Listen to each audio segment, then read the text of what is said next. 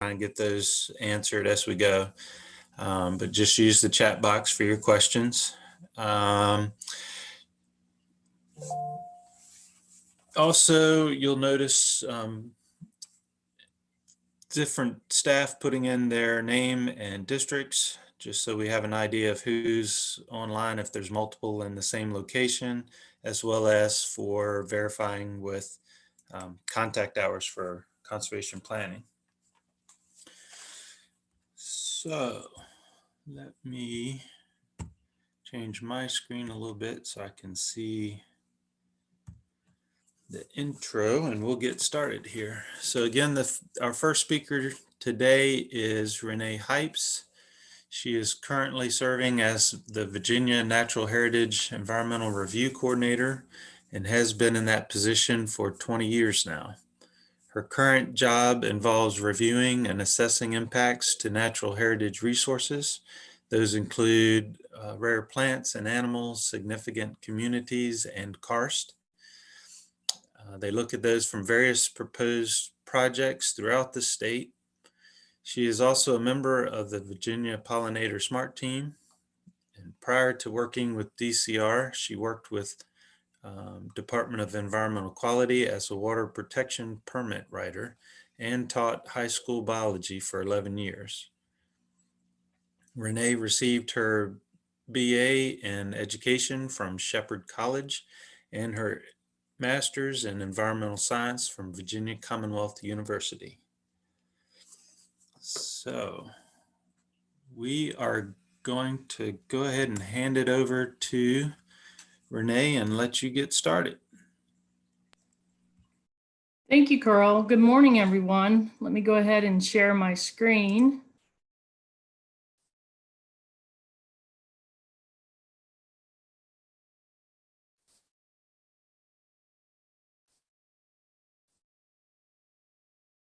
Hopefully everyone can see that.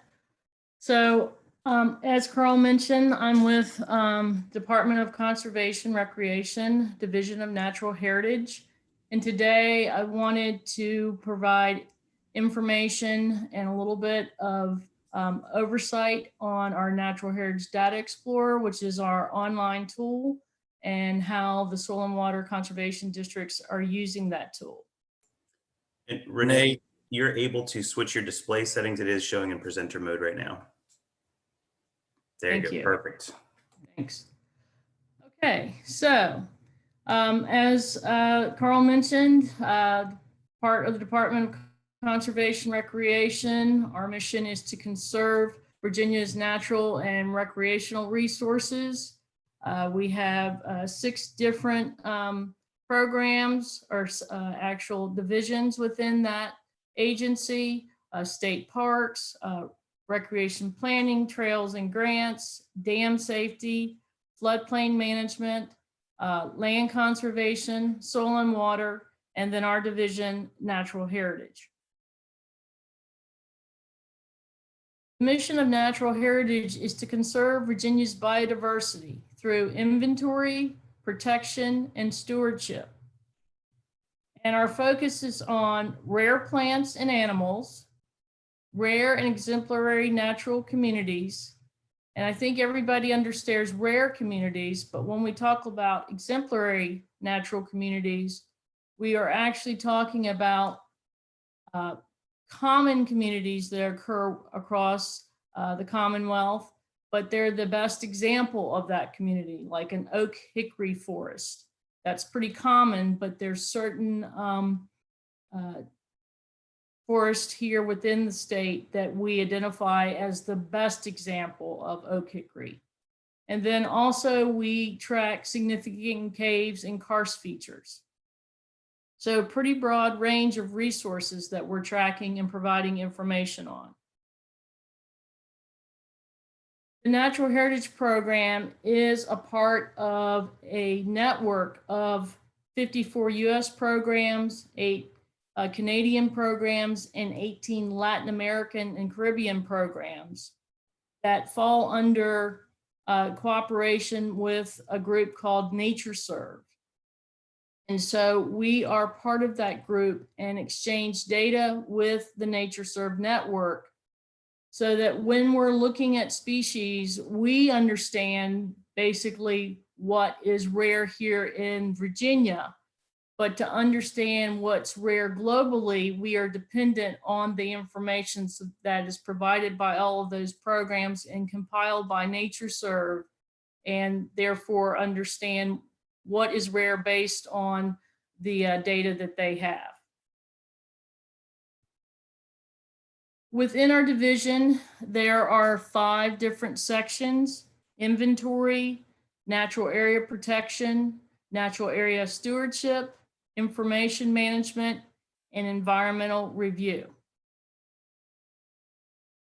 Inventory is charged with conducting a comprehensive statewide inventory effort across Virginia, looking for rare species, significant communities, and karst features.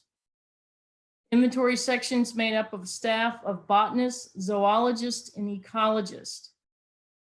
They work both on public and private land, and we also do contract-based inventory work.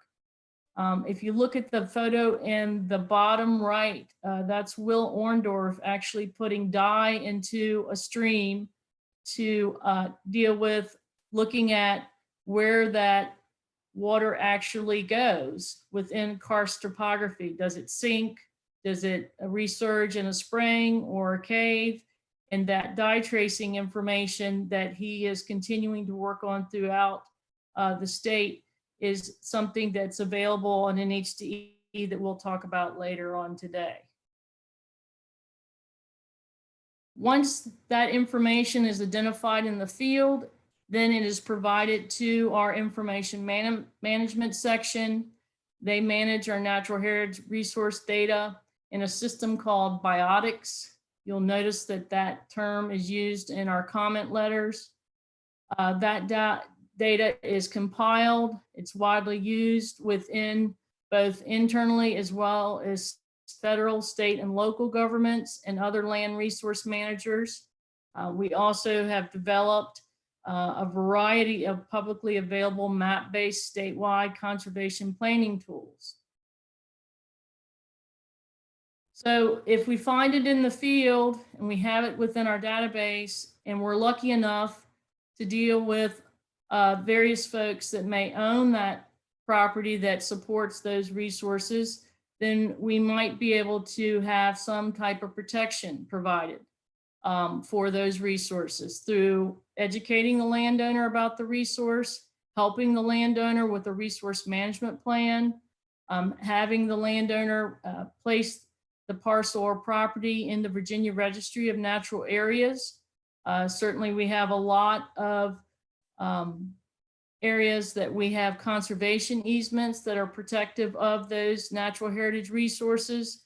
And then if we're lucky enough to have the funding and the landowner is interested in selling the property, then we may outright purchase it and own it to be protective of those resources.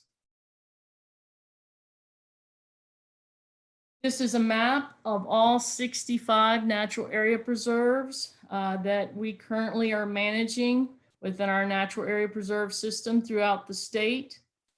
Some of these are owned outright by the Commonwealth, by DCR. Others of them are owned by individual private landowners. And as I mentioned, we help them manage those properties to keep those natural heritage resources viable. As you can see, some of these also have public access facilities available. And you can just go to the natural area preserve. There's some self-guided kind of hike. You have a map there, a kiosk there that provides that information. But there are others that are not publicly available in terms of just self-guided tours. You would have to contact one of our stewards to actually be able to visit the site. But all the preserves are open, but there are some limitations on some of the preserves due to management activities.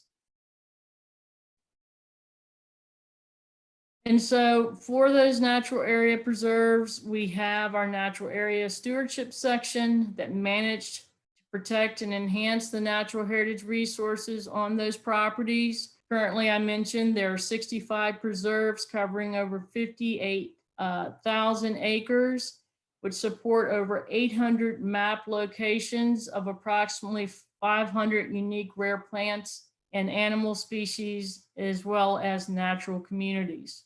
We also work with federal, state, and local agencies providing guidance, helping with management, whether it's invasive species or prescribed fire, to help them also manage their lands that they may have natural heritage resources on. Next section is environmental review. That is the section that I manage.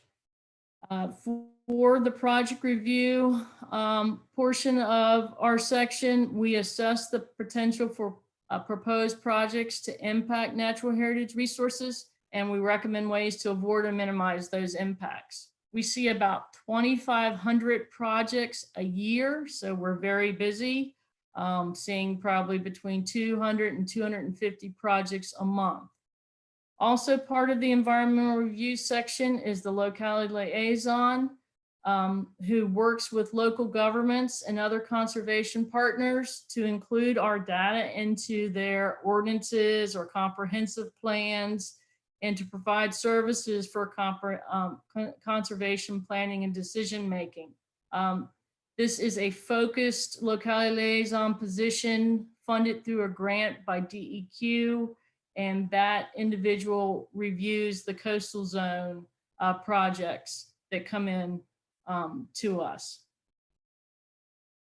So I wanted to talk about our data. I mean, it's not intuitive to everyone. What is an element occurrence? What is a conservation site? So I kind of wanted to walk through the data that you will be seeing or have seen on NHDE so you have an understanding of what it represents. And so we start off with our basic element occurrence, or our EO, and that represents an area of land or water in which a species or natural community is or was present. We certainly have extant occurrences, but we also have historic.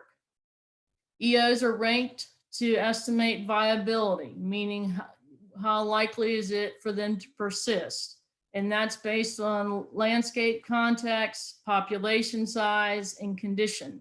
So rankings go from A to F, A being the most outstanding, F being maybe failed to find when we go back out into the field to look for that population. An A occurrence would be something that is in a plant sense, is reproducing. There are a lot of plants. Instead of just 1 or 2 plants, there's 1,000 plants. So that kind of gives you an idea of how we rank these EOs. And the EOs are the building blocks for the conservation sites and the stream conservation units that all of you, I think, are pretty much familiar with or will be after today's presentation. So let's talk a little bit about the information that you receive when you receive our comment letters. Some of it's pretty, straightforward, but other things you may not know exactly what those represent. We have 2 examples here. We have the maybe salamander and we have American blue hearts, a rare plant and rare animal. So looking at the rare animal, you see the common name, maybe salamander, you see the scientific name, and then you start seeing some letters and numbers together, and those represent global rarity ranking is the G, G1 being critically imperiled, normally less than 5 populations known in the world. And then you have your S rankings. You see for maybe salamander, S1, S2, again, the same kind of understanding on the state level, 5 populations or less. This is kind of an in-between.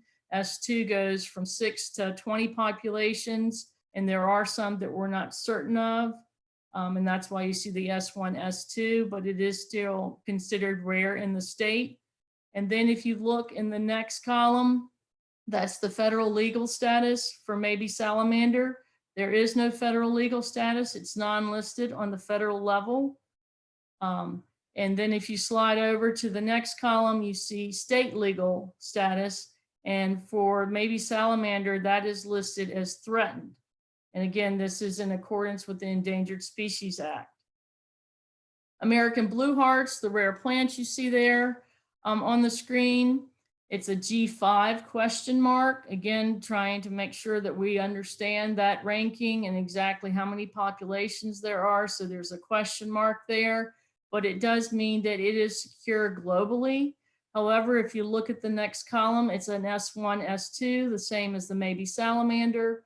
And that means that it is state rare, that between 5 and 20 populations only known here in the state. If you then look at the next two columns in L, it does not have a federal legal status or a state legal status. So it is not listed. So hopefully that helps understand a little bit more of what you received back in our comment letters and what all of those letters and numbers mean. So if you look closely, you will see the distribution of natural heritage resources here within the state: animal in red, plants in green, communities in orange. We're tracking currently about 3,500 rare animal populations, a little bit over 4,000 plant populations, 1,800 exemplary natural communities, and about 370 significant geologic features or karst features. So that adds up to approximately about 10,000 different populations or communities or karst features that we're tracking here in the state. I thought it would be interesting for folks just to give a small subset of all of the element occurrences that we're tracking. This is certainly just very tip of the iceberg, but just would run through these quickly. I'm sure some of you are already familiar with these. Hellbender, found in the southwestern part of the state, where you actually see this large aquatic salamander. Of course, it likes clear, fast flowing streams. It requires cover. Actually, this is in Copper Creek that we consistently find this very large example of hellbender. You have the wood turtle. It is, of course, found in Northern Virginia, a very aesthetically pleasing turtle, bright orange under the legs and on the bottom of the shell. Unfortunately, it is sought after as part of the pet trade, and therefore you normally see for many of our sensitive data that we don't post it on public websites because of that, because of poaching. And this is listed, as you can see, threatened on the state level. Another big component of the resources that we track are freshwater mussels. There's Atlantic slope mussels here in the eastern part of the state, and then you also have Tennessee drainage mussels in the southwest part of the state, totally dependent upon good water quality. They are very sensitive to water quality because once they develop, normally do not move much, so they can't really move away from any type of water quality issue. They're very sensitive to habitat destruction. It can be from dredging, channelization, invasion of exotic mussel species such as zebra mussels, and some of them are certainly listed. The green floater here is state listed. The James spiny mussel is listed both federal and state, and the yellow lance is listed on the federal level. We also, as I mentioned, tracked rare plants. The smooth coneflower is a listed species, both federally and state listed, occurring in Augusta and other parts in the western part of the state.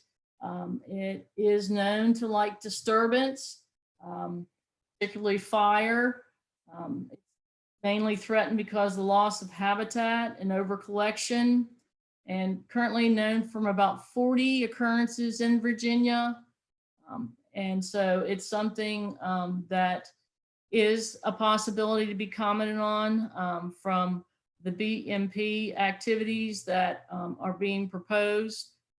So I just wanted to give you a little bit of a sample of a rare plant we track. Another resource we track is the rusty patch bumblebee, found in Rockingham County and Augusta County. As you can see, looking at the photo, the rusty patch here on the back of the bee is an indicator for this particular insect. It is a pollinator species. We're always hopeful that folks are thinking about creation of pollinator habitat, as we've seen a tremendous decline in pollinators over the last several years that any of the pollinators could benefit from. Another resource we track is the Roanoke log perch, found in Roanoke County, also in Greensville County and elsewhere in the state. It is a quite beautiful fish, as you can see in this photo. It is also sensitive to water quality issues. And it is something that we comment on. And again, it's federally listed, endangered on both the federal and also listed on the state level. Another rare plant is the Virginia sneezeweed, found in Augusta County, among others, normally associated with montane sinkhole ponds, the ponds that draw down and become dry over the summer months and then fill back up during the winter and spring. It is something that normally is associated with what we consider a significant community, the montane ponds themselves that are unique. Speaking of communities, just wanted to give you a couple examples of community types we track. There is a pretty incredible resource document located on our website there at the top URL, and that document kind of gives you a comprehensive look at all the different community types and groups in Virginia. And it has been updated, I think, 3 or 4 different times over the last 5 or so years. So it's pretty up to date, has incredible photos. And if you're looking for a resource to give you an idea about community types, that is what I would point you to. As you can see in these 2 photos, we have a Central Appalachian pitch pine bog, and that's a G1 S1 species. So it's telling you it's globally rare, 5 or less populations in the world, as well as, of course, it would be state rare. And then we have the Central Appalachian pine oak heath woodland. That is, again, another community type, normally going to be in a high elevation. It's not as rare as the pitch pine bog that you see there on the left. It's a G4 S4. And again, none of these communities have any listed status associated with them. Hey, Renee. Yes. We have 2 questions I'd like to run by you real quick, if Okay. it's a good time. Sure. Mm-hmm. The first question: what is the relationship with the with Nature Conservancy, if any? We work with the Nature Conservancy. Actually, when we first started in, I guess, the early 90s, we were a spinoff from the Nature Conservancy. And NatureServe is also kind of in that parallel realm. We've all worked very closely over the years with the Conservancy in terms of sharing data, in terms of land acquisition and protection. But there's not a direct connection as there used to be with our program now. Okay, and the next one is, do the animal populations include migratory species? Yes, they do. And so I'll mention this in a little bit, that part of our conservation site types is migratory species, like migratory birds on the eastern shore. So yes, that would be included as part of species that we track. And for birds example, they are a different rarity rank in breeding season compared to non-breeding season. Okay, that's all I have so far. Okay, great. Thanks for the questions. All right, so another group of fauna and significant caves that we track is part of our karst program that is located out in Christiansburg. As you can see on this slide, I just put up a variety of things that we could be talking about when we talk about karst. Certainly, we have a couple of cave natural area preserves. I know a lot of you are familiar with the Madison Cave isopod.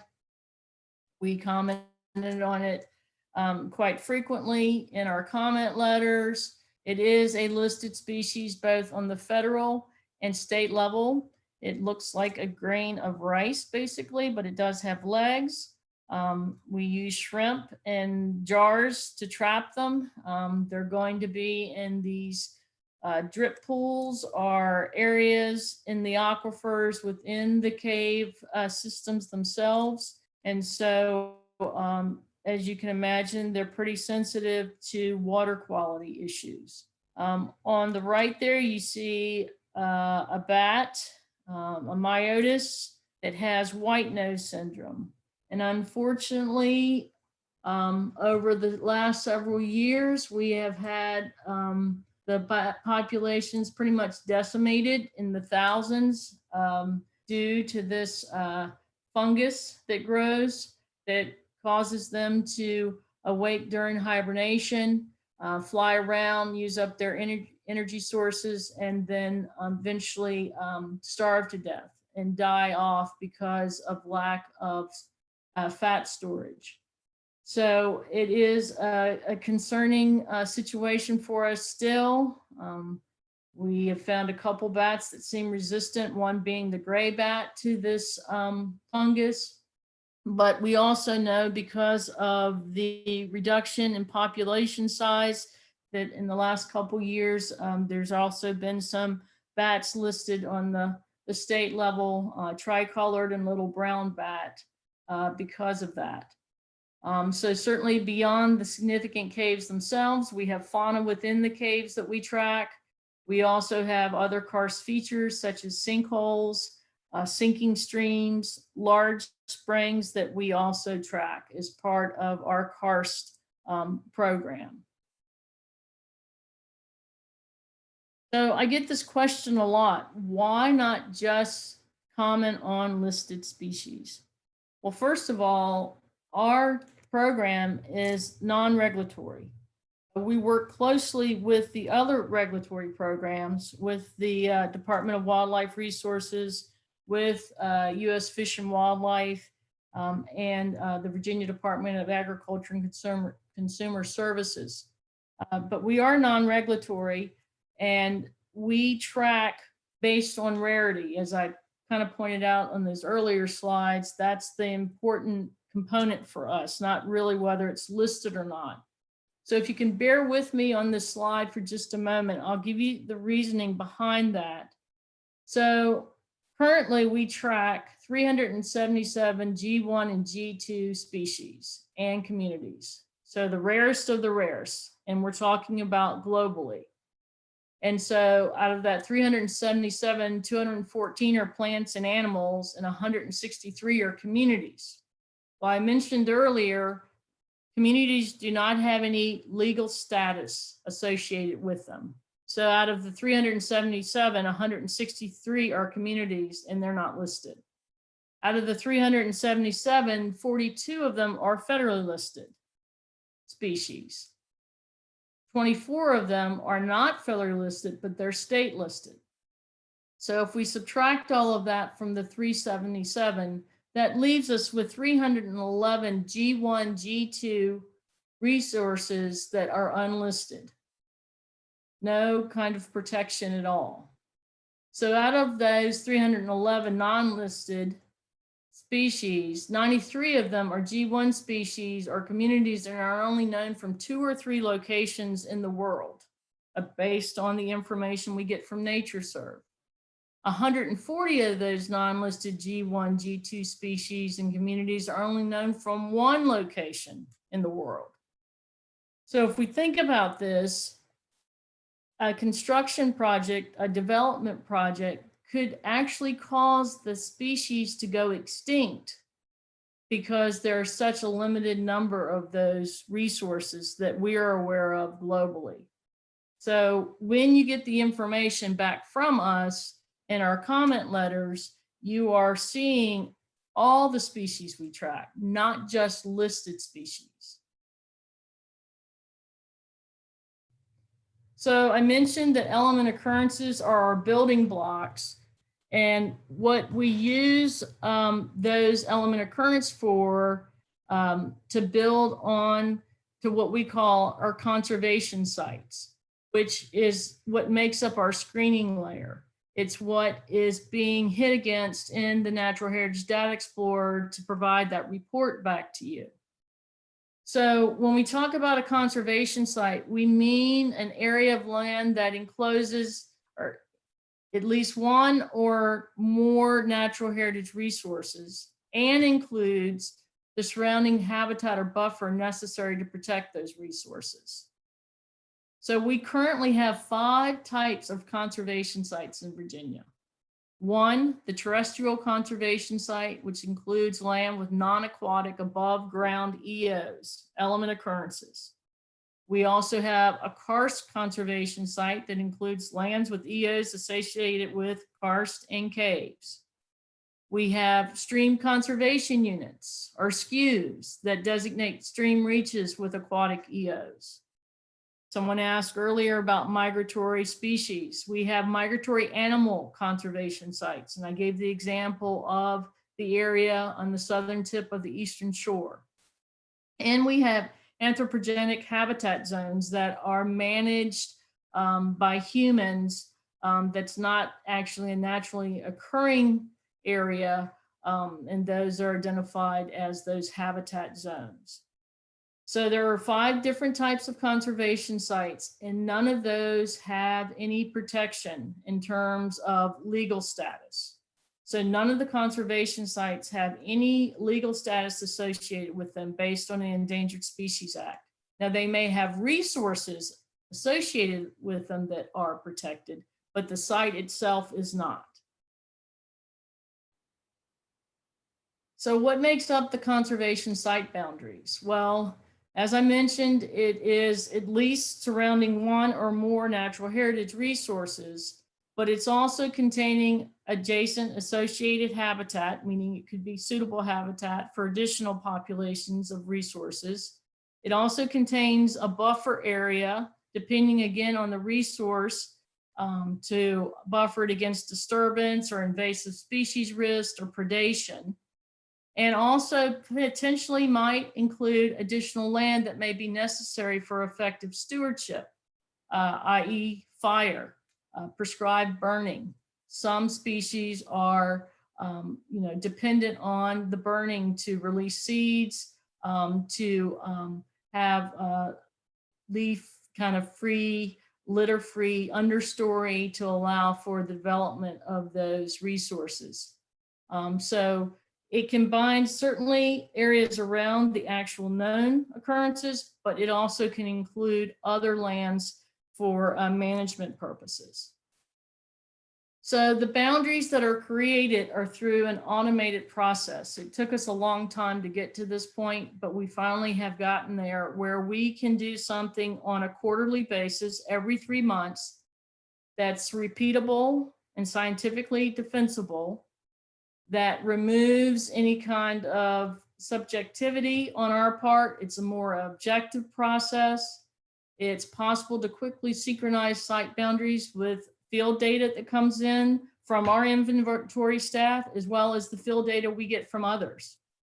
And then it enables us to apply standard delineation rules consistently across the state. So that is happening every 3 months, and that new information is being posted in the background to the Natural Heritage Data Explorer. So I talked about the different types of conservation units. A stream conservation unit is another type. It's just a highlighting or a flagging of the presence of aquatic natural heritage resources. Currently, a stream conservation unit represents from a documented resource 2 miles upstream and 1 mile downstream, and includes all the perennial tributaries within the reach. All of our natural heritage conservation sites have a biodiversity ranking. The ranking is based on the rarity of the species associated with the site, the quality of their occurrence, and the number of natural heritage resources. There is a scale that's been assigned to sites that give you the biodiversity rank based on those items I mentioned at the top of the slide, the rarity, the quality, the number of resources, and they go from a B1, which is outstanding significance, to a B5 of general significance. This is actually a calculation, and that's what this table is showing. And as the rarity increases and the quality of the occurrence of the element occurrence increases, so does the rarity rank. And you can see that there in the table. The distribution of conservation sites and stream conservation units, it shows we're tracking close to a little bit over 2,000 conservation sites. This looks similar to the EO distribution map I showed you earlier, which makes sense. A lot showing in the eastern, southeastern part of the state, and a lot to the west, but not as much there in the Piedmont, as you would imagine, just because the amount of agriculture and other soil and constant ground disturbance that's occurred there. How do we use conservation sites? Well, we use it, of course, for screening for potential impacts.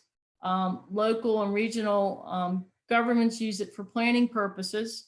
We also use it for targeting acquisitions and easements. And it guides priorities for restoration when we talk about wetland restoration activities. Also, it's a key factor in Virginia Conservation Vision and Conserve Virginia, which are two of the layers on NHDE that's modeling to prioritize where are the important lands in the state. Something that we've developed over the last 3 or 4 years are predicted suitable habitat layers. This is an ongoing effort. We currently have 165 of these models. It's basically an inductive method where we know species locations, but that's also coupled with environmental variables that we think provide suitable habitat. For some of these layers, there's over 80 predictive layers, and including like slope, habitat type, elevation, and all of those are combined into a software program that then provides an output showing the probability of similar habitat conditions that would support that particular resource. And then based on a threshold value that is determined on what the probability is for that particular habitat to support a particular species, determines if that's included within the model. And then those models are all stacked into a predicted suitable habitat summary on NHDE. And that is what is in the background when you submit a project and you receive the report back, and it shows the table and shows predicted models. That is the screening coverage that it's hitting against. So I've mentioned Natural Heritage Data Explorer several times, and I know that's really our tool that we're talking about today in terms of screening these BMP projects. As all of you are pretty much familiar with, this is an ArcGIS server in an active mapping application. It is something you can access just using the internet if you have an internet browser. And we are constantly undergoing updates to this, and I'll show you some of those today. Something else I wanted to point out to you, if you're not familiar with it, is our NHDE user guide. As you can see, we're at version 2.9. It is constantly being updated as we update the website. It is a very comprehensive document on giving you information about what you're seeing on NHDE, how to do certain things on NHDE. And I would suggest, as you're kind of working through NHDE, and if you have questions or need more information, say metadata for a particular layer, or a better understanding of what the table is showing you, this is a great resource to point to. And there's the URL at the bottom. It's also under the help tab under NHDE, and we'll talk about that in just a moment. So I mentioned there's lots of different layers on NHDE. More and more are being added every day. The most recent updates was for Conserving Virginia, which is Governor Ralph Northam's Land Conservancy strategy, and is based on a data-driven process for identifying Virginia's highest priority lands for protection. So there are 21 priority layers combined from various state and federal agencies and conservation organizations that are consolidated into 7 categories. And so the map you're seeing here is a composite of all 7 of those categories, and this is available on NHDE. These are all the different partners that provided data. And Carl, you were asking, or someone asked about the Nature Conservancy. As I mentioned, we share data between the 2 organizations, and they certainly provided data for this initiative. And so it was a collaborative effort, certainly by providing information various stakeholders to DCR to compile these models. And these are the 7 different categories: water quality improvement, scenic preservation, natural habitat and ecosystem diversity, protected landscapes resilience, agriculture and forestry, floodplains and flooding resilience, cultural and historic preservation. One I thought would be of interest to the group is the agriculture and forestry. This is a model that actually is combined from 2 different data sets, one of course for agriculture and one for forestry. And basically for the agriculture model, the ranking is based on agricultural suitability as a function of soil suitability, current land cover, and travel time between agricultural producers and consumers. The forestry component of this model identifies the highest quality, most productive, and most vulnerable forest land for conservation, and the highest priority forest lands are identified by the model. So these models are a part of NHDE. It is for planning purposes, but thought it would be of interest to some of you folks on the webinar today. We also have a potential rare species richness layer. This is available to the public. And when I say available to the public, NHDE has a public side to it, meaning that you don't have to log in, you don't have to use a username or a password, you don't have to have credentials to log into the site. And there are certain layers that are available immediately without that login requirement. And this is one of them. And basically it's showing you using these 5-kilometer hexagons where the highest probability to have rare species are in the state. So it's like a hot, cold map. In certain areas would be considered a really hot spot for having potential for rare species, and other areas not as much. And it's subdivided into 3 different kind of breakdowns in terms of number of resources, and we'll take a look at that. And this is just showing it there on NHDE as a screenshot. The lightest green is less than 3 species, medium green is 3 to 5 species, and high is more than 5 species.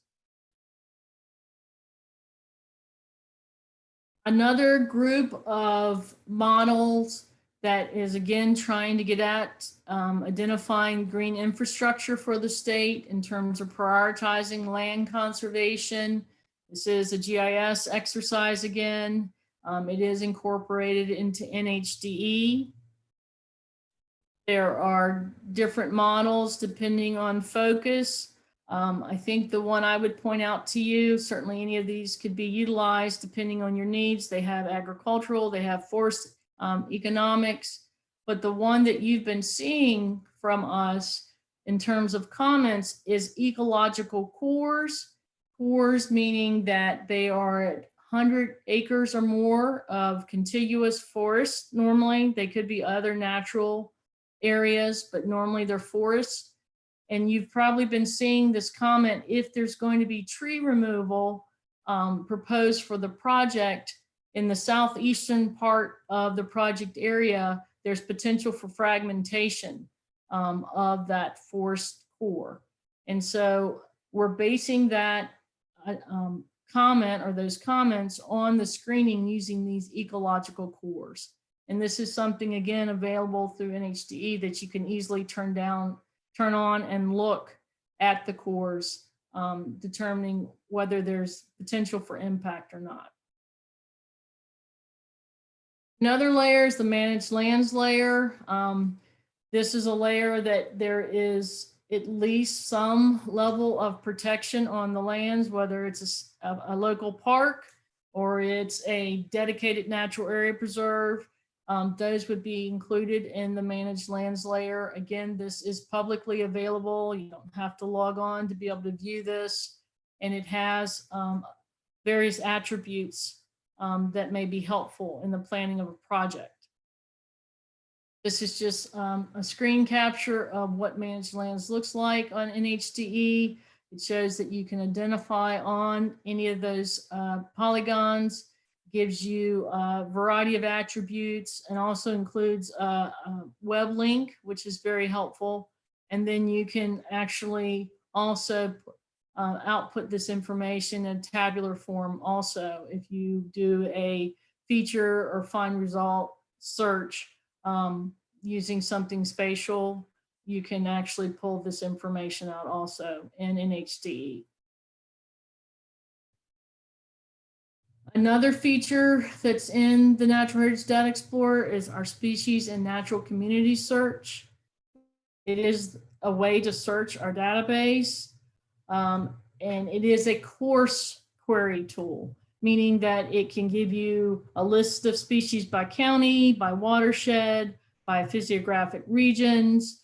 The finest filter that it goes down to is sub-watershed. And it will give you names of resources, common and scientific name, taxonomic group, federal legal status, state status, and global rarity. So it's a handy tool as the very beginning preliminary if you're looking to do some kind of project watershed wide and so forth. But it is not something that we recommend that you substitute for project review of actually submitting the project through NHDE. I think that it is too coarse. It doesn't give you enough data about a specific parcel. It's more generalized. And these are just screen captures of what that interface looks like and what the report looks like, showing, you know, that attribute information that we mentioned. If you click on the scientific name, it'll take you to the NatureServe site and give you more of a global perspective on that species rather than just within Virginia. This is a screen capture of NHDE showing the conservation sites we talked about. As you can see in the blue are those terrestrial sites, the polygons, and then in the pink or magenta are the stream conservation units.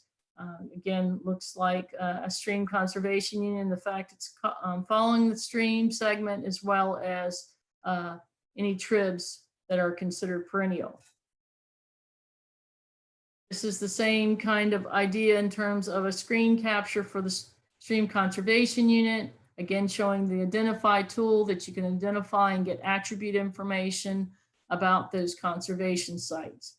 And here is the screening layer that is what, when you submit a project, is being hit against in the background and providing feedback for your report. And this is an example of a portion of the report, the tabular table that you would see in a tier 2 level access report. It gives you up top the conservation site information, its name, its B rank, acreage, whether it has any listed species associated with it. And then the second section provides individual information about what the resources are, the EOs, and then gives attribute informations about global rank, state rank, is it federally or state listed, its EO rank, and when was the last time it was observed in the field. And then, as I mentioned, when we were talking about predictive models, you see this listing here of all of the different models intersecting the project area.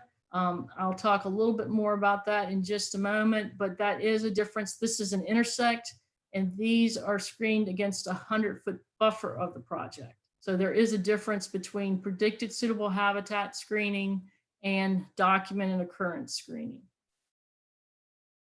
So trying to get to a point of talking about how does this all fit in with the screening process that we currently have in place for soil and water conservation district projects.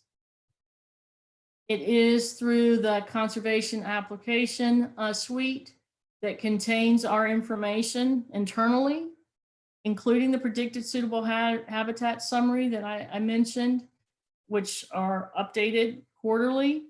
That information is there as part of the screening process, and dependent on what's digitized and drawn for maps, that system automatically performs a spatial query for documented RT&E resources, which fall within 100 foot of a ground disturbing BMP component.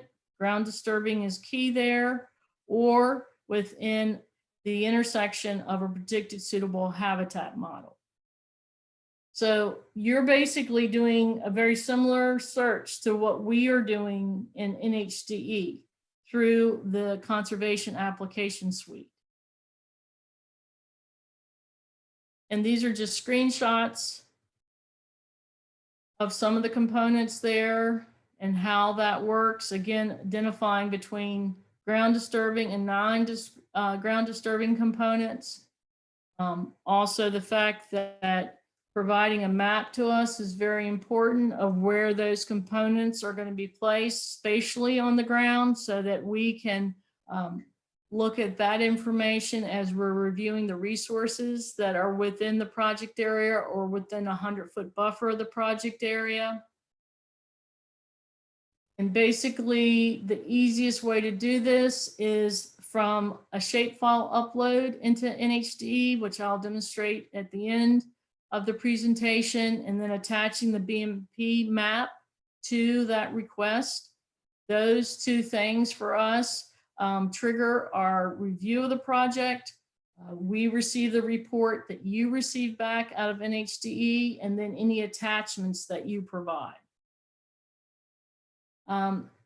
Our normal review time is 30 calendar days. As I mentioned, as with everyone else, we're very busy, about 2,500 projects a year, and we run very close to the 30 calendar day review period. But if we can provide information sooner, we do. But I just mentioned to you again, I know I've had this question from folks before, in terms of the timing. It's what we can do and what I can ensure that we can do, as we have to reach out to various inventory staff and CAR staff, sometimes protection staff, to get feedback, to make sure that that is a reliable time period for providing that information.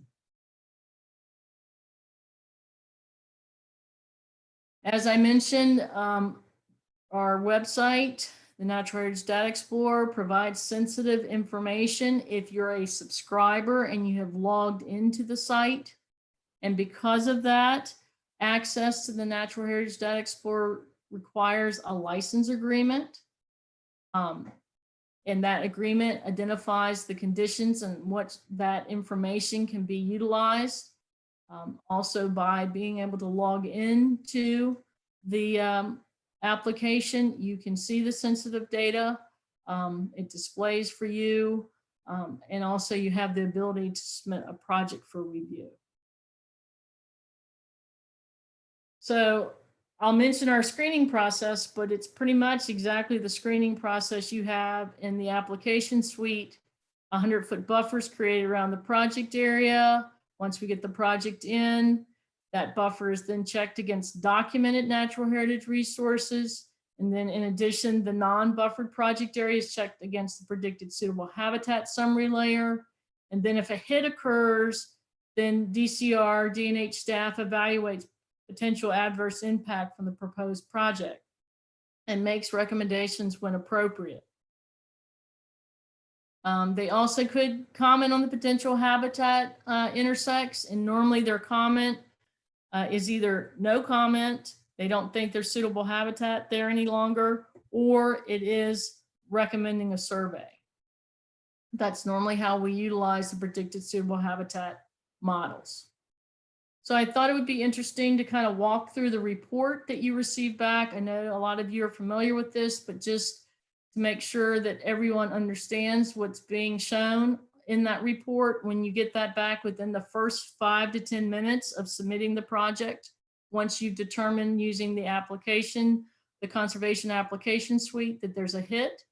The first page, of course, is just some of the information that you've put into the project description, which is extremely important, the existing site conditions.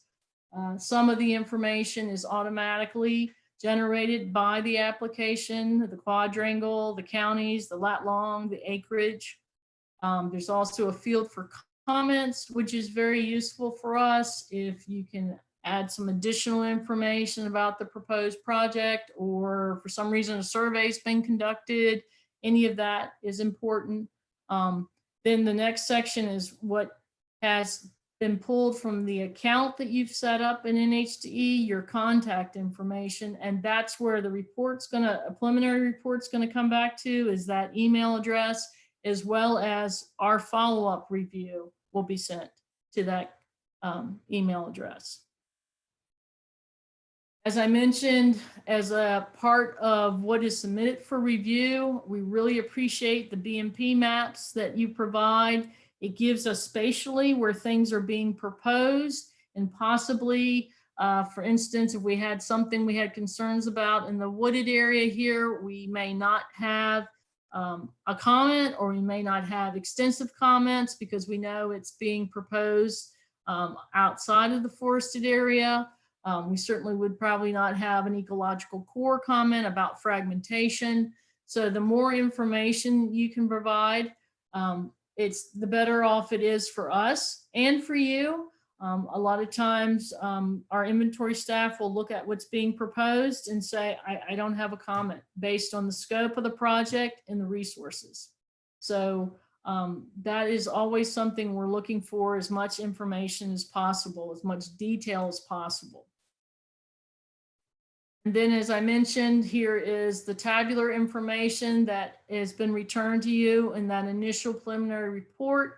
It is showing 2 conservation sites here, a terrestrial and a stream conservation unit. It is showing also there are some intersecting predicted models that are there that are sure associated with the Clinch River. And so that will trigger us now to know we've got to look closer to see if we're going to have any concerns for any of those resources that are included in that initial report. Also, you have a map that is created from the application. And if you look closely at this, again, following kind of the color setup that we have in NHDE, you see this magenta, pinky stream is a stream conservation unit. And then here is the terrestrial blue conservation site. You also see that the pretty much entire frame is filled in with a pink color there in the background, and that is actually the predicted models. So there are hits on the predicted models, as we knew. There was a stream conservation unit, and there's also a conservation site. The project boundary itself is here in black, and then that 100-foot buffer is shown in red. So any project you submit, you will receive a report back with these different components, the cover sheet, the table, and now the map. And then for this project, as you would imagine, because of the table and the map, it says, according to the information currently in biotics files, natural heritage resources have been documented within the submitted project boundary, including a 100-foot buffer and or predicted habitat models for natural heritage resources intersect the project area. So that really, both of those are true for this project. So that will trigger us to do a follow-up or additional review and provide follow-up comments to you for this particular proposed project. Now, I have seen from time to time where we're also receiving a no comment project. And so I'll let you know from a soil and water conservation district standpoint, because you have the conservation application suite, you normally would not need to coordinate these projects with us because they should be filtered out at that initial screening level. But in case for whatever reason you submit the project and you end up with what we consider a no comment, there's no further coordination required from us. For this project, showing a watering system with a well and PVC pipe for an alternative water source for livestock. You run through this, you see in the table, there's nothing listed in under conservation sites or element occurrences, EOs, or under predictive models. You also see from the map that you just see the boundary of the project area, and then you see a 100-foot buffer, but nothing else. There are no conservation sites, stream conservation sites, or any predicted model showing on the map. And for this scenario, this would be very different in the fact that it says, according to the information currently in biotics, natural heritage resources have not been documented within the submitted project boundary, including a 100-foot buffer. In addition, the project area does not intersect any of the predicted models, identifying potential habitat for natural heritage resources.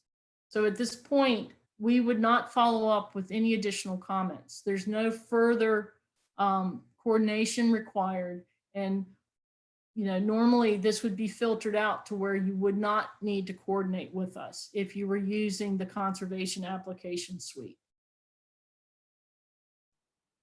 So just to reiterate what our letters will say, it could be a variety of things. In this scenario I just mentioned, it would be a no comment. We don't have any documented occurrences or suitable habitat within the project area or the 100-foot buffer.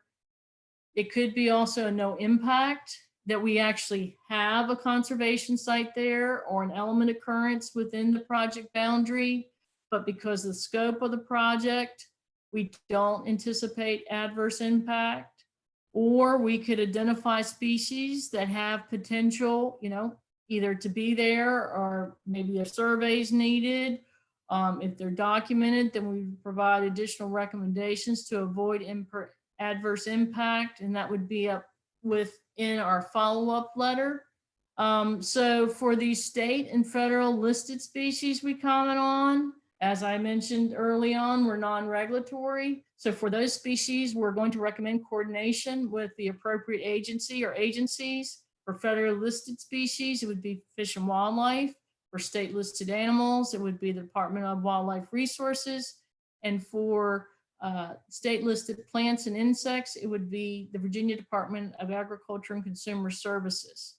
So if we comment on a listed species in our letter, you would expect us to also say you need to coordinate with the other agencies. Now I'll mention something in terms of VDACs. We have a memorandum of agreement with them that we are charged with reviewing the initial project. project submitted to us, we look at it, is there concerns for state listed plants or insects? It may be we have something documented there that's a plant or insect that's state listed, or that we think there's potential for that to occur on the project property. And then we would make those further recommendations. You need to do a survey, or there's something documented here and we recommend how to avoid and minimize those impacts. And if we can't get to a point in that review process that we feel like there won't be adverse impact to those particular resources, the state listed plants and insects, then our next step would be to recommend to coordinate directly with VDACs. But a lot of times we get to a point, either a survey's done and it's not there, or the resource is there, but the avoidance measures will mitigate for any impacts. But there is that last step if we can't get to that point of reducing impacts or avoiding adverse impacts, to where we would then recommend coordination with VDACs. Also, you'll see a disclaimer when we say we don't have any natural heritage documented, resources documented, that it may be because we haven't surveyed for the resources, that we don't know. If we had to say how much of the state we've surveyed so far, 8 to 10%. So there's a lot we still don't know. So that's why that disclaimer's there. We recommend updating your information if any project changes happen, or if 6 months or more passes since the last time you received a report. And that can easily be done in NHDE. You receive a shapefile when you submit a project. You can just use that shapefile again and upload it and submit it again and get the report back quickly. Just to remind you, we're updating our information every 3 months. So by 6 months, you may be 2 updates past where you received that initial information. And then we support activities to improve water quality across the board. And for the majority of these activities, we feel like long-term that is going to improve water quality. It's just the short-term that we're focused on, and making sure that we're avoiding and mitigating as much as possible and minimizing any impacts to resources that are documented in the area. And with that, I'll end there and take any questions that you have.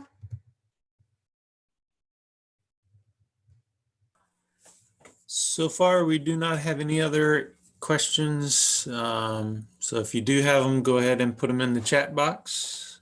Okay. Let's see. Just had one come in. I have run into projects that allow work during certain winter months due to species found in creeks. However, the weather is not conducive to putting in the conservation systems. How do we deal with that? So I'm guessing we're talking about time of year restrictions for certain activities dependent on the resource and where the habitat is. And so if it's a listed species on the state level, it's an animal species, say wood turtle, then we would defer to the Wildlife Resource Agency, DWR. I have known in the past that depending on what work is being proposed or how the work's going to be done, there is times had some variance granted for those. If it's a non-listed resource, then we certainly can work together to see what's the best approach to being able to do that work and to still protect the resource.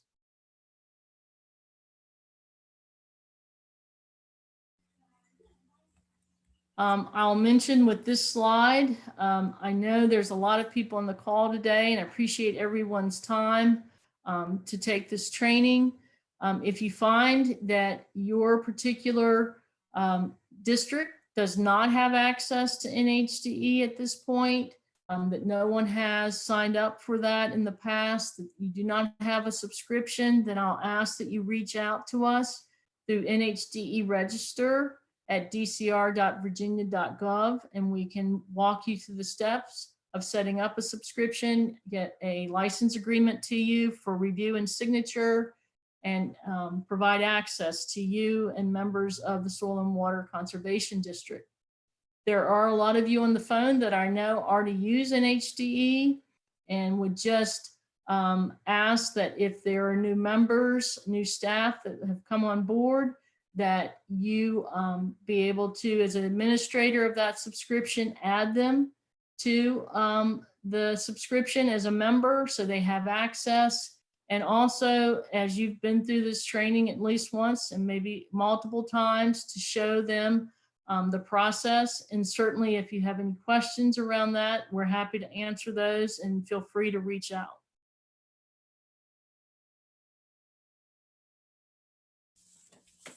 Okay, does anyone else have a question they'd like to put in the chat? We'll give it a couple more minutes. I'll wait on that. We do have at 1 p.m. today, we will be starting with the DWR training, which will go through what used to be game and land and fisheries. They will run through. Amy Ewing will be joining us for that, and she'll be covering the process of their agency and how that works for us.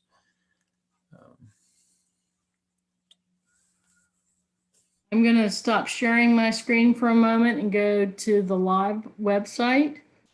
If you can just hold on with me for just a moment. And as you do that, Renee, we had one more question just come in.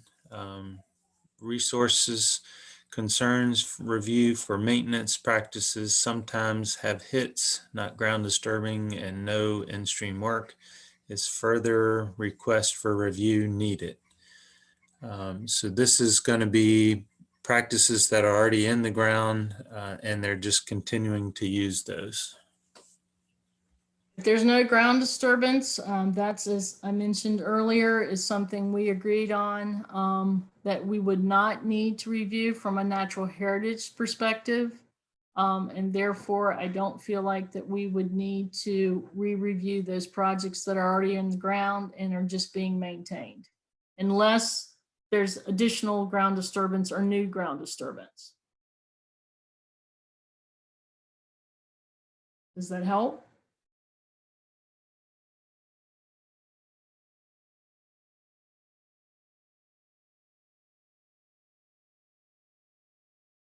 Okay, can everyone see my map of the website?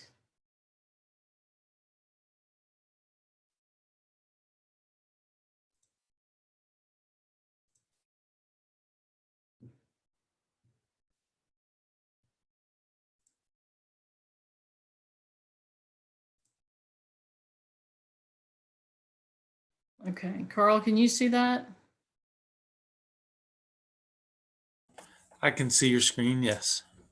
Okay, so I just wanted to take a few minutes to run through some of this, showing it on the actual website itself. I don't know if folks are set up to be able to follow along or to do some hands-on and test this out as we kind of go through things. I'm going to go through things very quickly. I'll mention again that we need to, you know, if there are any questions or if you need to have further information about any of these layers or how to do things in NHDE, that manual that I mentioned here under the help document or the help tab is very helpful. And so I think that would be a really good resource for everyone. I'll quickly go through these tabs just to show you what's here for those people that aren't familiar with the site. And then we'll get back to the map viewer. Under my subscription, once you have a subscription set up, you are able to see any projects that have been submitted previously. And that's a nice feature that you can go back and click on projects that have previously been submitted, and that you can pull the shapefile that was generated and use that if you need to renew the submittal or review again the submittal. That shapefile is available under My Projects once you have a subscription. Now, since you're setting up a subscription for the entire Soil and Water Conservation District, it would potentially show you, it should be based on your account showing you projects that you have submitted, but it may show you all of them. Species community search. This is, as I had mentioned before, gives you that tabular result. It's not anything spatial. It's very generalized, and you can look at a particular county. We can do one quickly here. Let's do one.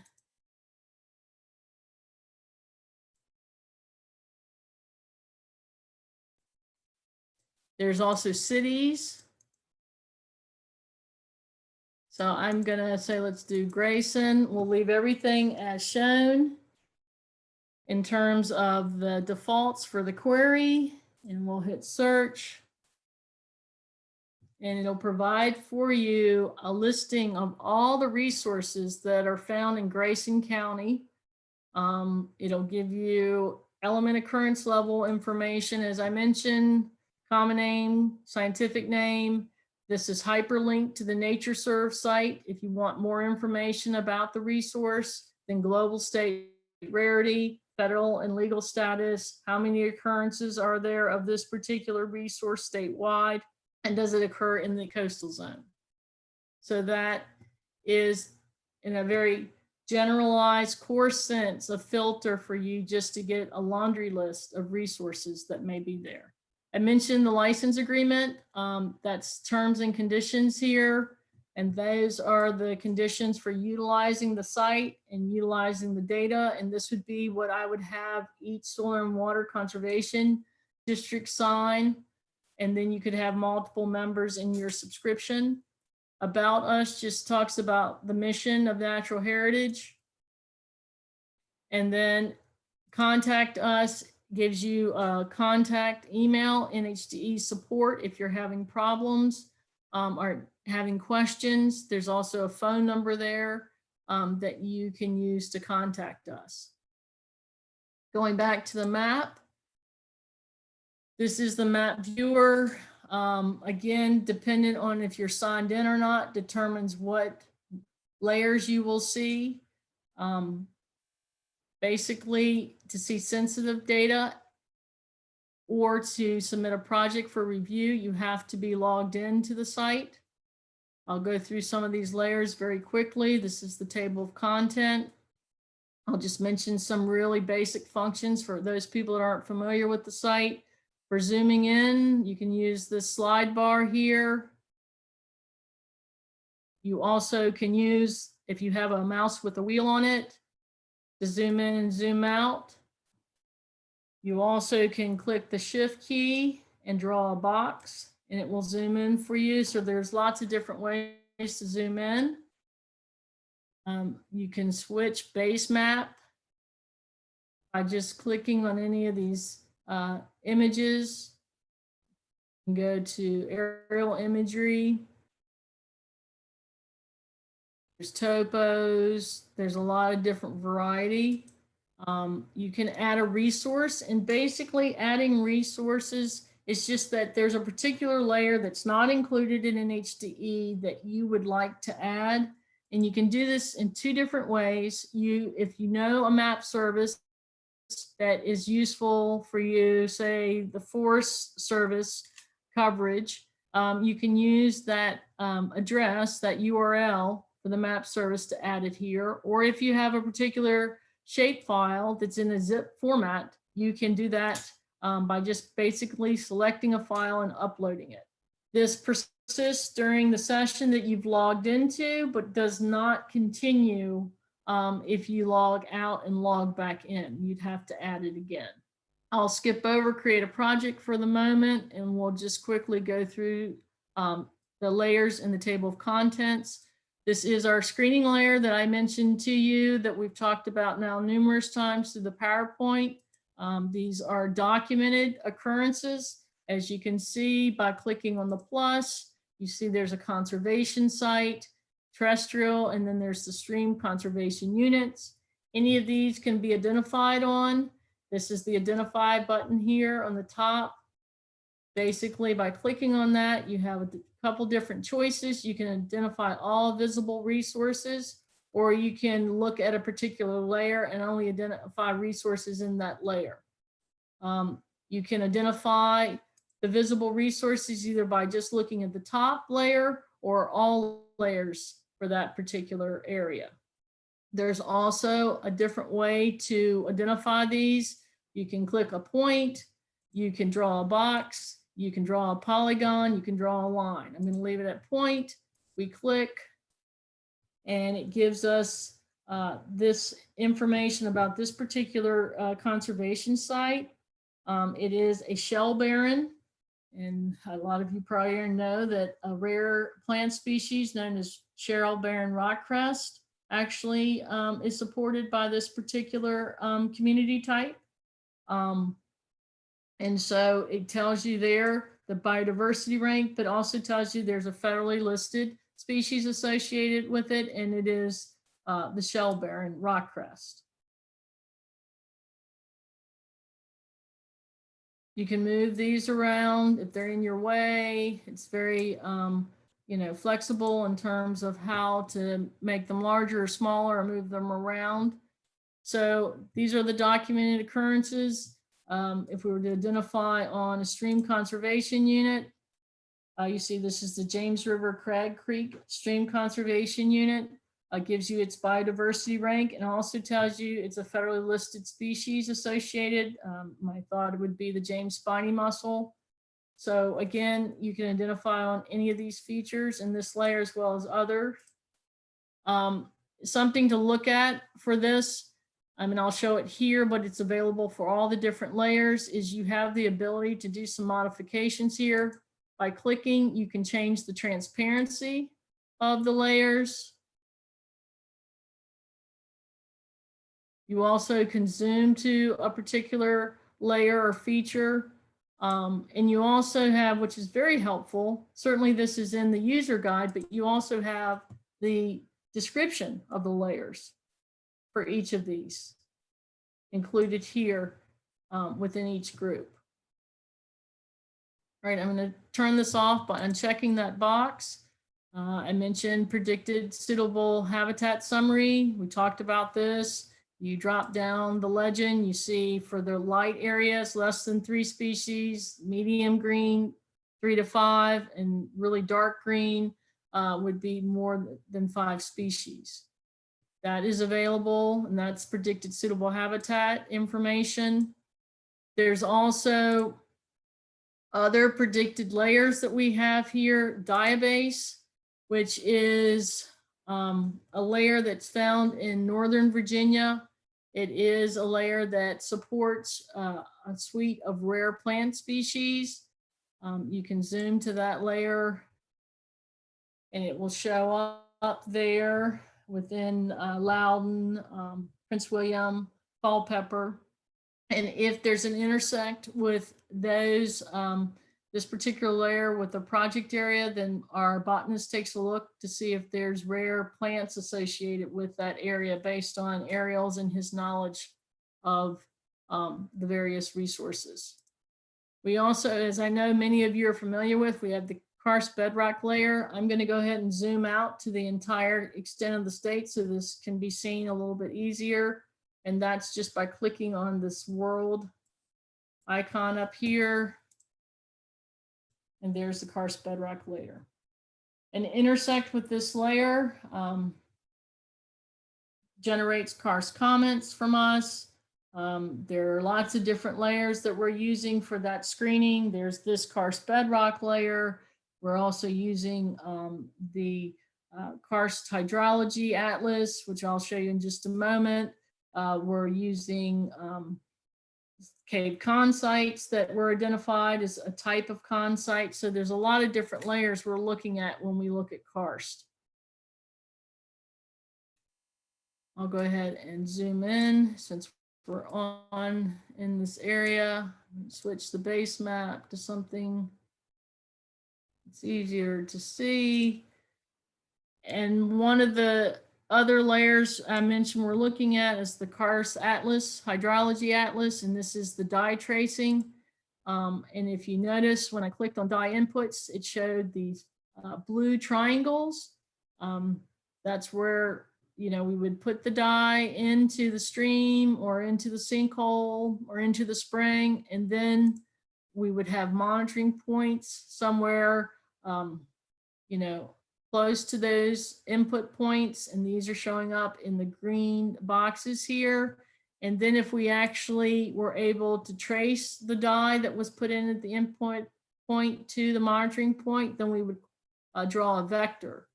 And so this is really important, certainly not comprehensive as you're seeing here, but it's important to know that a project that's happening here could possibly have impacts here. And so this is ongoing research by our CARS group, but important research, and this is available and is updated as new data becomes available. All right. I mentioned managed lands. You can turn those on and again, identify on any of these by just clicking. It shows the Goshen Little North Mountain State Wildlife Management Area. Department of Wildlife Resources owns this property. It also has a web link for you, which is very nice.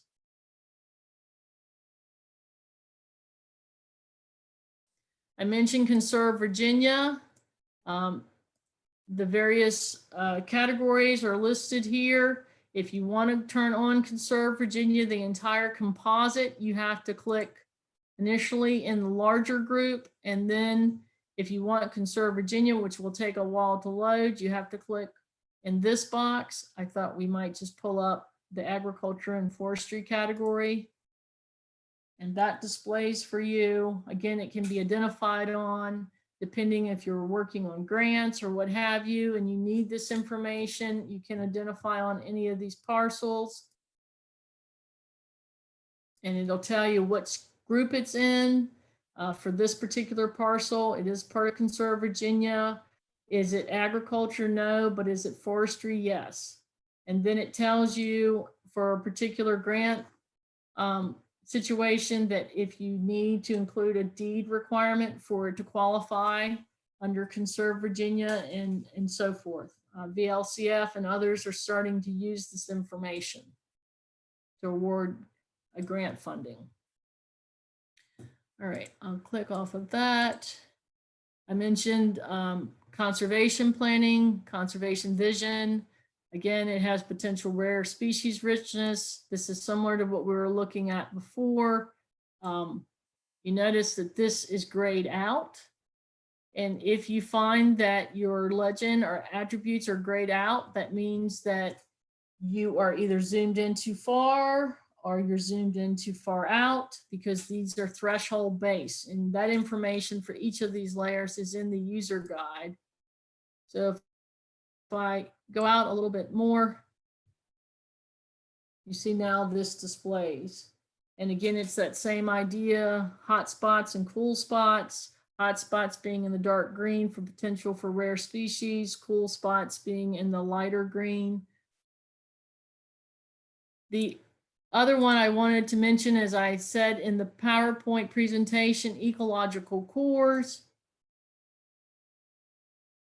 I'll have these draw. This is what you're starting to see comments from us on as projects are being proposed. And if there's going to be any permanent forest removal, then we're going to make a comment about potential fragmentation for ecological cores. If you look at the legend, C1s are in red and they're the most outstanding. They're normally the largest, at least 100 acres or more of intact forest for all of these.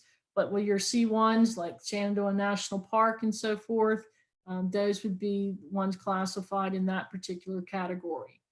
And then it goes all the way down to C5s. So this is available. Again, this is available publicly, though I'm logged in. You could look at this without logging in. We talked about CARS research. There's reference layers here that are very helpful for folks. Here's the 24K quadrangle grid. If you need that information for anything, there's also NWIs identified here. that give, wetland information that may be important in any work that you're doing in a particular area. And you can see how busy the map is. It's a large file. Scenic rivers, which is a layer that DCR creates and updates. Designated scenic rivers, that voluntary program of scenic rivers. I think we turned 50 this year.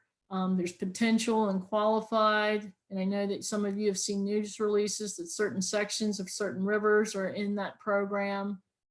Lynn Crump of our group is the coordinator for that and can be reached for additional information.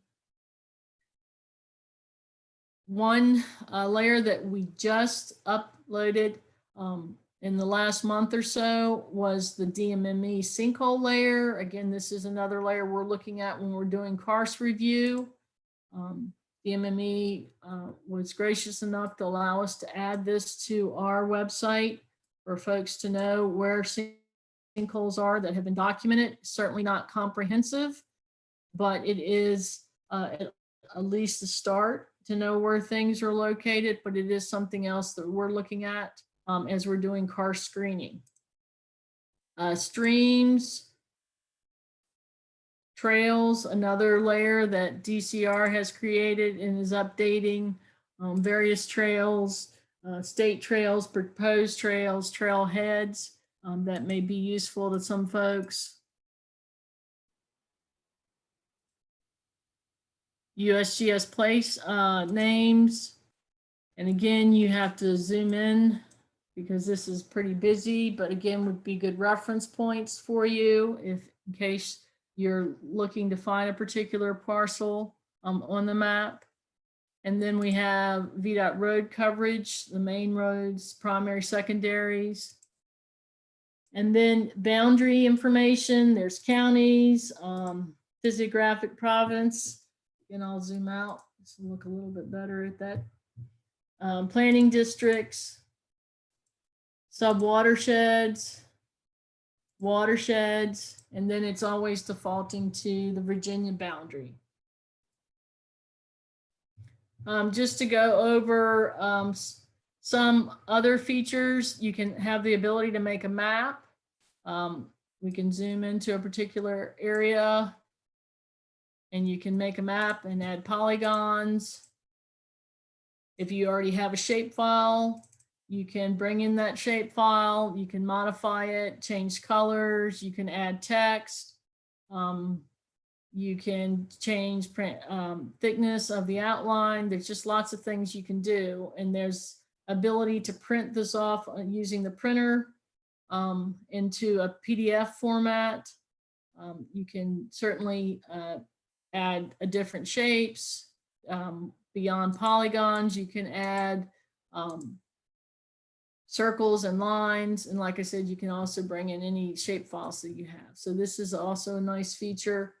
Let me go ahead and move on to feature search. This is, you can actually select information spatially or by attribute. So for instance, if you wanted to select managed lands, you could do that by selecting all local or private or federal. You could actually put in a name as an attribute, or you could also spatially select them, and you could do that by drawing a box or a polygon. Let's just do a box really quick here. And then you hit search. You can put a buffer if you'd like. And it will give you feedback on all the managed lands that have some level of protection within that particular area. And of course, we picked up the George Washington Jefferson National Forest. We also picked up a TNC conservation easement and Gathright. So any of those, then you can zoom to if that's something that you're interested in. It will take you into that area and you can look. Here you would have to actually, the managed lands would take you out to the Forest Service, and that's why it zoomed out to that level. but you can zoom into a particular area once you've identified it through the search process. All right, let me go ahead and reset. And I think at this point, let me move on to create a project. Click off of managed lands. So this is where we interface with the conservation suite, and that you've gotten a hit, and now you need to submit the project in NHDE. So you can do that in a couple different ways. One, you can create the project just by clicking on that button, and you can upload a shapefile, or you can draw the project. But before we do that, we may need to be able to zoom in, because there's a certain scale level that you have to submit the project at. And so in order to do that, you can use this zoom to coordinates button and put in a lat long.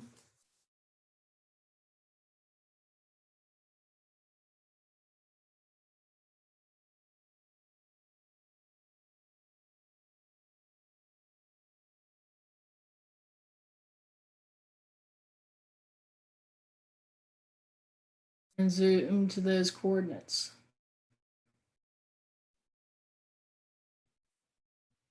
So notice that you have this red diamond, and that plots your point. When you get rid of this by closing it out, that's going to disappear. So hopefully you've identified where you want to be. And then at this point, since you think that you're at the scale where you can actually digitize the project, you can do that, clicking here and then start drawing. And then hit accept. And then what will pop up is this form that asks you to fill in the information. Notice anything with an asterisk has to be filled in. Some of it's already filled in for you based on your account. I'm just going to put test here as I submit this, but encourage you to give a good description, exactly what you're doing, what are existing site conditions. Is it forested? Is it a pasture? It's previously been disturbed. Any of that information is helpful for us. Also, the idea that if you have your BMP map, then you can choose to upload that map here just by clicking on the file. It'll let you go into your computer and upload, which I can do here. And that's uploaded. So when you submit that, we also have that map to use in the review of the project. I'll click on the submit button, and just because I put test, they know this will be a test.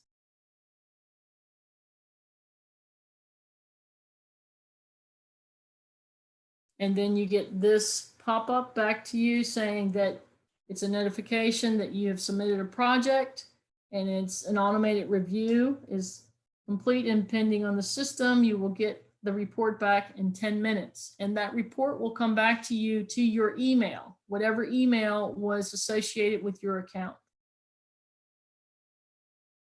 So that's one way to submit a project. Another way to submit a project is just to click on the create button and go to the folder. It says upload shapefiles. Select file to upload. And it allows you to upload a shapefile that is in a zip format. So I'm going to upload this shape, hit open, and there's the shape uploaded. That's the easiest way. And as I mentioned before, the application suite has been set up to be able to pull those shapes from that system and upload into NHDE. And then at this point, it would be the same process that you went through with the other project, just using this shape. If you hit accept, it would pop up the form again, and then you would just load all the information about the project and hit submit, and then you should receive a report within 10 minutes. So again, if you have a shapefile, that's the easiest thing to do, to upload that. I'll go ahead and click off of this, show you a couple other features real quick, and then I'll see if anyone has any additional questions. Some other features of this project application is you do have the ability to measure. For this one, it's basically drawing a polygon, and you can measure acreage. Each vertex is a single click, and then when you're finished, double click, and it will give you that acreage amount. You can also do linear measurements if we want to know meters. Single click gives you another point or vertices or a line segment that it will provide that measurement for, and then a double click finishes it. Another feature that's really nice is if you're needing to find out where is the lat long for the parcel, you can actually just click on a point and it will give you that lat long. It will either be in degrees as this is showing, or it can be in degrees, minutes, and seconds.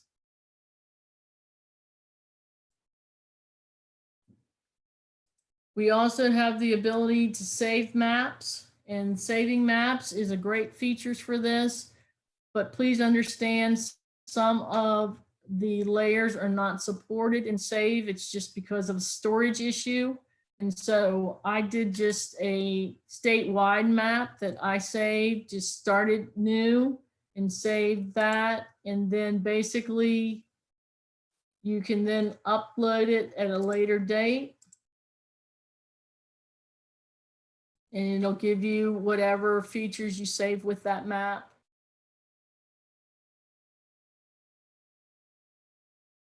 And it was just the extent of the state. I mentioned you can print things off in terms of a map you've created or any type of information you have in the map viewer. You put a title, an author, copyright. You have to give it an inch margin around the entire map so things don't get cut off. And then you have the option to print it in landscape, or you can just put it into electronic format like a PDF or JPEG. There's also a snapping feature for anyone that would be copying polygons. I'm not sure that I understand how that would be utilized, but possibly you have a need for this, and you can pick the layer that you want to snap to, and it just gives you the ability to be more accurate as you digitize that you snap to existing features. There's also a bookmark ability, and you can click on that bookmark. You can bookmark a particular area that you're using over and over again, and that will remain persistent even when you log off and log back on. There's the back and forth arrows everyone's familiar with. Also, this is pretty robust address search feature.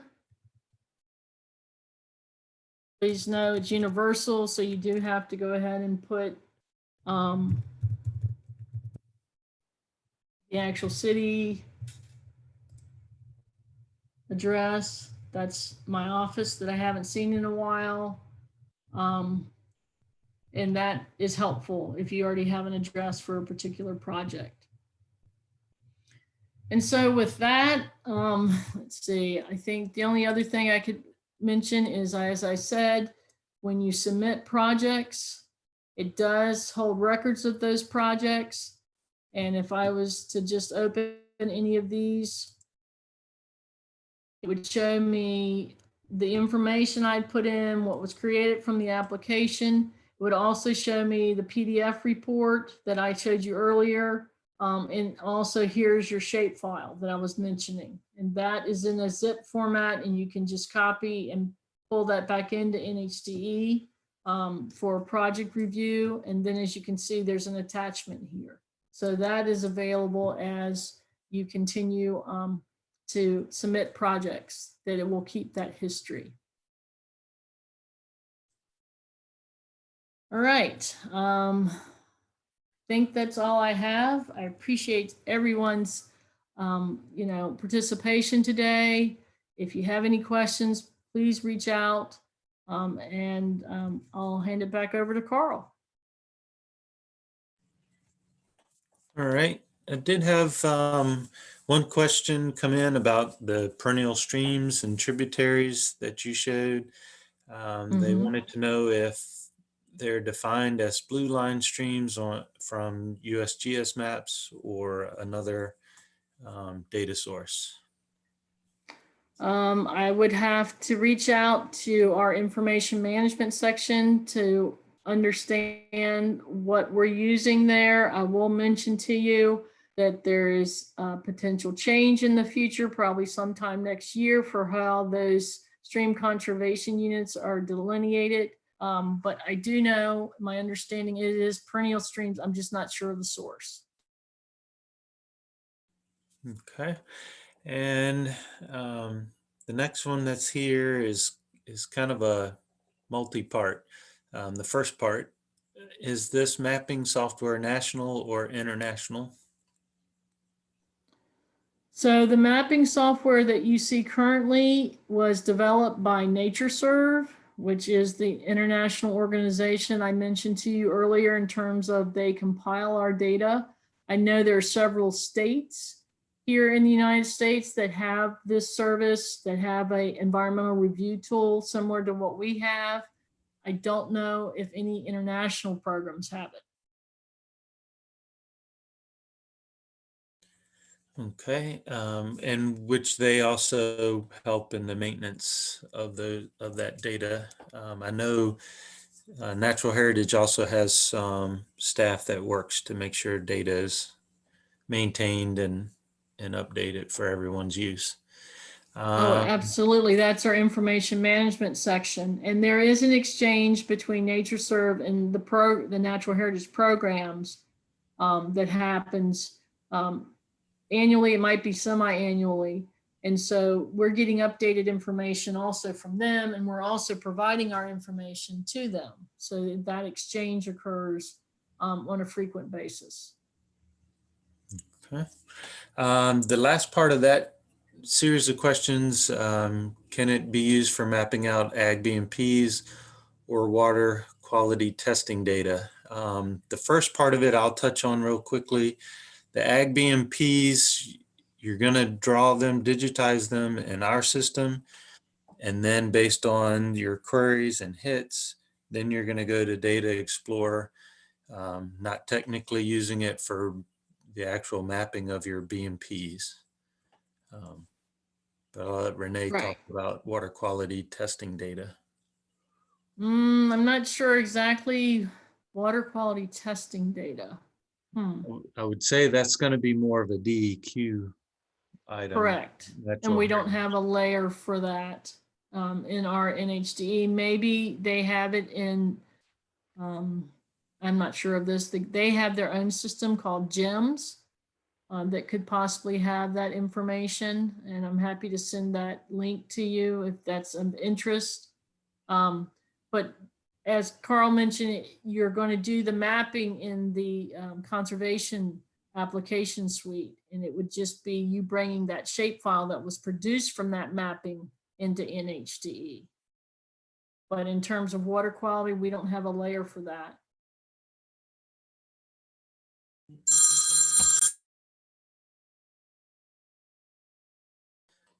All right.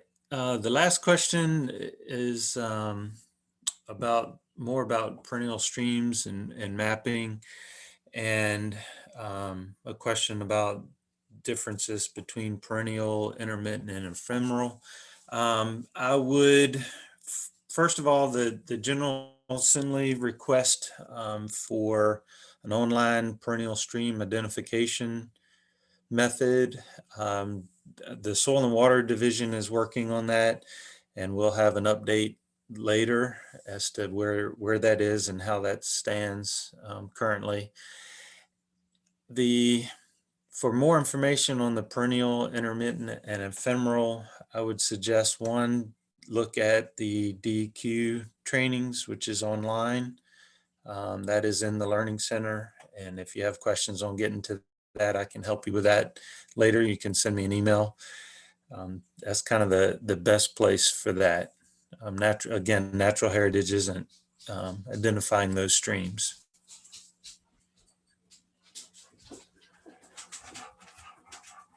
And if anybody else has any questions, let's see, another one just came in.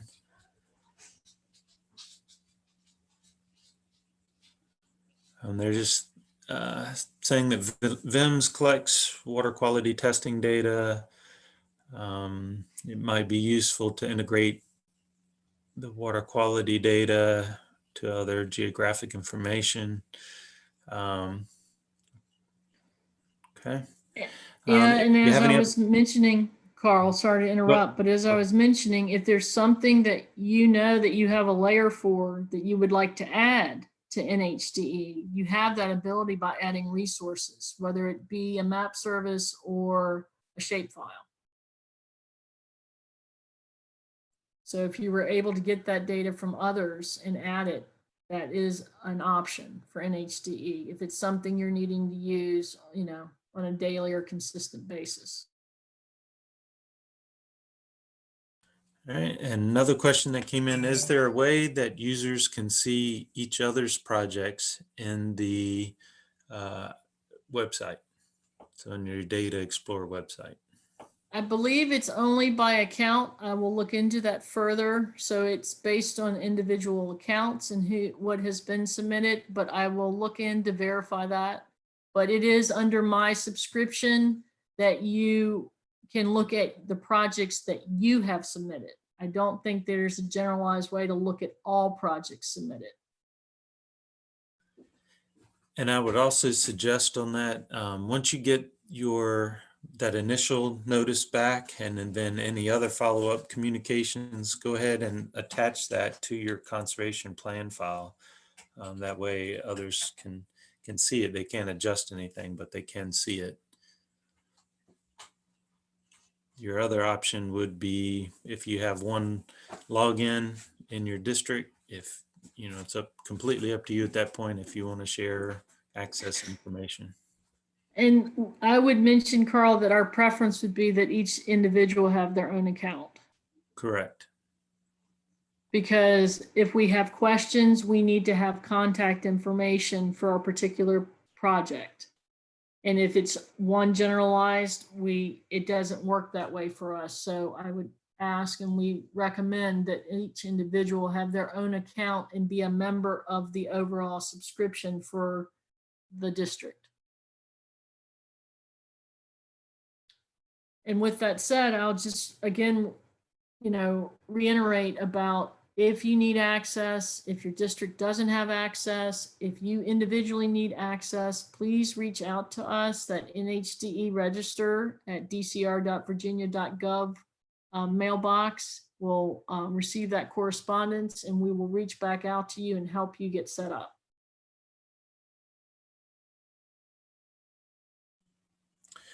All right, currently I have no more questions at this time. So thank you, Renee, for this morning. I hope it was very helpful for everyone that joined us today. We had a good number of participants, currently 95 on, so appreciate everyone's time. And just another quick reminder, 1 o'clock, we will start with the DWR training. And if you have any further questions for Renee, feel free to reach out. If you did not catch her contact information, you can reach out to me and I can share that as well. And with that, anybody else have any last parting words? No, I just again wanted to say thank you to everyone. Look forward to receiving projects and working with everyone. So thanks for your time today. All right. Thank you very much. We'll talk to y'all later.